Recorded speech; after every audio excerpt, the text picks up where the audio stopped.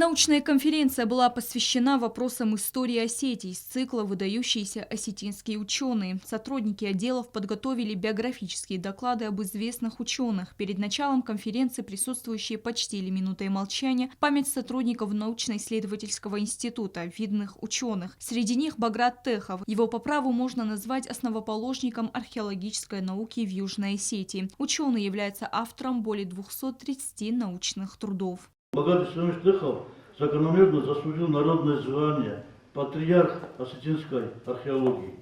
Это не высокие слова, это на самом деле так, это просто констатация факта.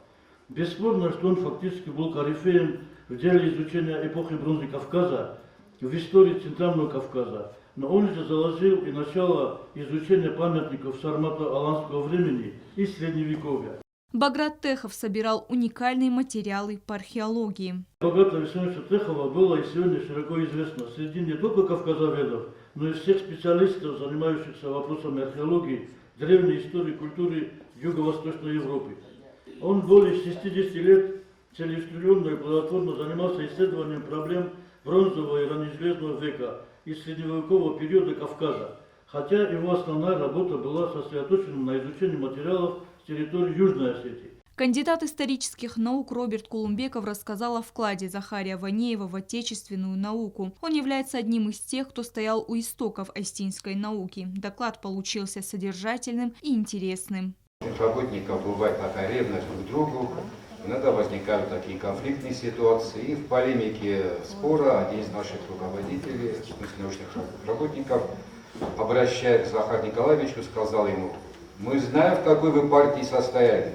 Дело в том, что Захар Николаевич, бытность свою, еще молодым человеком, по разным данным был то ли меньшевиком, то ли эсером, и в советское время это был почти 100% гарантия, что он мог подвергнуться репрессиям. Но что самое удивительное, в отличие от тех же большевиков и имеющихся эсеров, он остался в науке, его не тронули, потому что такой ученый был очень ценен и важен для Южной Осетии.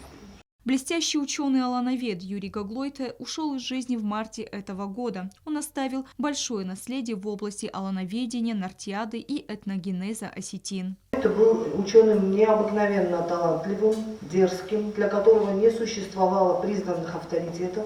И, безусловно, это был новатор в науке.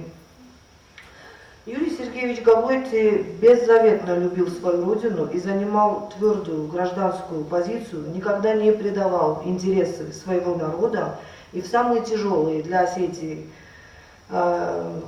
дни бесстрашно отстаивал свои взгляды, никогда не отступил от своих принципов в угоду политической конъюнктуре. Это было и в советское время, это было и в 90-е годы. В планах сотрудников научно-исследовательского института собрать материалы и подготовить следующую конференцию по этой же теме. Стелла Бязарова, Альдина Чехоева, Вера Цхавребова. Информационный выпуск сегодня.